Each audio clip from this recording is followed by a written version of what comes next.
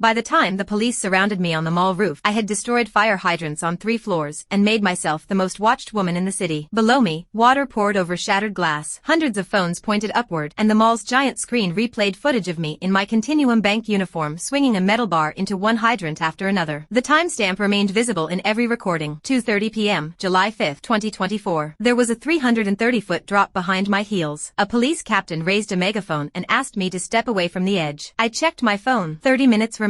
If anyone comes closer, I'll jump. The officers stopped. A reporter pushed toward the cordon and asked why a bank executive would destroy a mall in broad daylight. I want to go viral, I told his camera. The more people watching me, the better. The crowd called me selfish, insane, and desperate for attention. That was exactly what I needed them to believe. In my first life, my coworker Jasmine Powell and my boyfriend Callum Fisher used my master key to steal $300 million in gold and transfer another $500 million overseas. Then they gave investigators fabricated gambling records, a false confession, and a perfect explanation for why I had supposedly committed the crime. I went to prison. My parents spent their final years being called the mother and father of a criminal. When news of their deaths reached my cell, I cried until my eyesight failed. After I finished my sentence, Jasmine and Callum ran me over before I could expose them. Then I woke on the morning of the theft. I could not stop 2 people who already controlled the bank systems from creating evidence in my name. So I created something they could never alter, an alibi witnessed by an entire city. Rocks. Mom's voice broke through the shouting below. Officers helped her and Dad through the crowd. Wind whipped Dad's gray hair across his face, and Mom looked as if every insult aimed at me had struck her instead. "What are you doing?" she cried. "Come down right now." For one unbearable moment, I saw them as they had been at the end of my first life, old, humiliated and dying under a disgrace that belonged to someone else. I forced myself to look cold. "Go home. I want everyone to know who I am." The police captain accused me of tormenting my parents. She did not understand that their pain on this roof would last one afternoon. The pain I was preventing had killed them. My phone rang. Callum's name appeared on the screen. "Are you still at the bank, Roxy?" he asked. "I'm having dinner with friends, so you'll have to eat alone." A woman muffled a laugh beside him. Jasmine wanted me to hear her without being able to prove she was there. In my first life, that sound would have confused me. Now it told me the transfer was nearly complete. "Okay," I said. I ended the call and watched the time on the giant screen. 5 minutes remained. A young officer tried to reason with me. He reminded me that I had loving parents, a boyfriend, a respected position, and a future worth protecting. His kindness almost made me smile. Every part of that future was already being dismantled by Callum and Jasmine. I turned toward him and began counting. 10, 9, 8. The roof fell silent. He leaned forward, ready to run if I moved toward the edge. 3, 2, 1. The transfer window had closed. Instead of jumping, I stepped away from the ledge and held out both wrists. "Cuff me, then I'll explain." No one moved at first. I walked closer until an officer finally locked the handcuffs around me. Relief loosened the pressure in my chest. "This is the safest piece of jewelry I've ever worn." The live comments surged so quickly that they blurred across the mall screen.